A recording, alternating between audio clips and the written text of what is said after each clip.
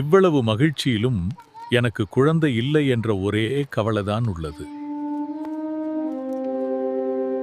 என் மனம் அமைதியற்று இருக்கிறது மந்திரி. கவலை வேண்டாம் அரசே, ஒரு நல்ல வேட்டை நம்மை உற்சாகப்படுத்தும். இந்த இருண்ட குகைக்கு நாம் ஏன் செல்ல வேண்டும்? இங்கிருந்து போங்கள், இல்லையெனில் ஆபத்து வரும்.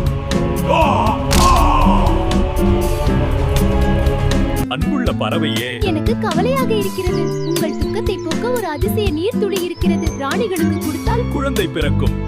எனது அன்பு குழந்தைகளே, நம் ராஜ்யத்துக்கு நீங்கள் தான் எதிர்காலம். உங்கள் ஆட்சி. மன்னரே, உங்கள் வாக்குறுதியை நிறைவேற்றுங்கள். நான் தயங்குகிறேன். தெற்கே ஒரு பயங்கரமான மந்திரவாதி காத்திருக்கிறார். நான் இளவரசிதான். ஒரு சாபம் என்னை மாற்றியுள்ளது. வேறு வழி இல்லை. பறவையுடன் செல். கவனமாக இரு. பண்டை ஓடி எச்சரிக்கிறது. தாகமாக இருக்கிறது. இந்த குளத்தில் நீர் அருந்துங்கள். உங்கள் மூத்த சகோதரன் எங்கு சென்றான்? அவனை தேடி நான் போகிறேன். அவனுக்கு உதவுங்கள் இளையோரே. நாங்கள் உங்களுக்கு உதவுகிறோம்.